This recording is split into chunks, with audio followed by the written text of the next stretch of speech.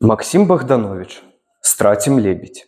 Читає вучень 8 класу гімназії номер 1 ім'я Володимира Адамовича Короля города Червенец Дмитрою Чертім. Не анёл у трубу уструбил, с хмары Бог сторомоною говорил. Полно, с краем чаша гневу майго на людские грахи ды бясчыннасці. Вось наступит часіна суровая, линуть з неба заливы бязмерныя и обмыють от бруду смуроднага всю зямлю яны, белы вольны свет.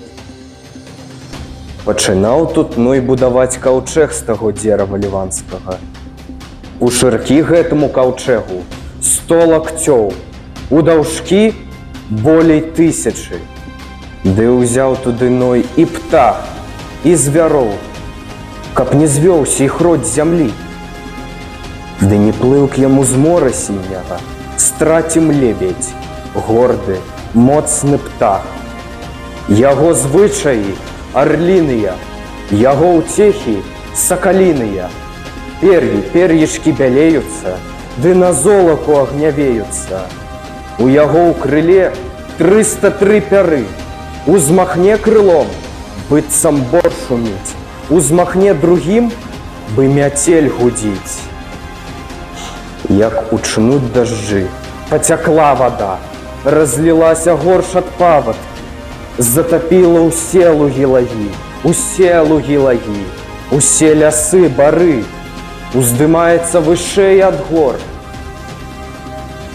А птахі над зямлёй стаяй лётаюць, енчаць жаласна, ад нуды крычаць, выглядаюць стуль прытулачку.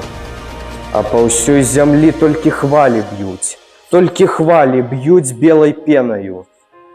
Ды па іх дужы смелы плавае страцім лебедь, горды, моцны птах. Узмахне крылом, быццам бор шуміць, узмахне другім, як мяцель гудзіць. Ды населі на яго птахі дробныя ўсёй стаяю. Лебедь з сілы выбіваецца, а птахі ажно ўсцяшаюцца.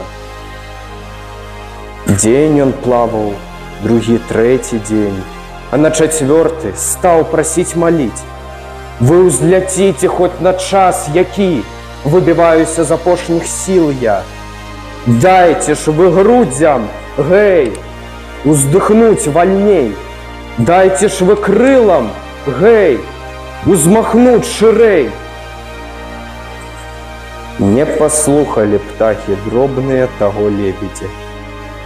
Пацямнела ў яго ў вачах, крыллі ўрэшце падламаліся, галава яго ў ваду апусцілася. Пайшоў на дно мора сіняга страцім лебедь, моцны, горды птах. Ад усіх цяпер патомкі ёсць, ды адных няма страцімавых.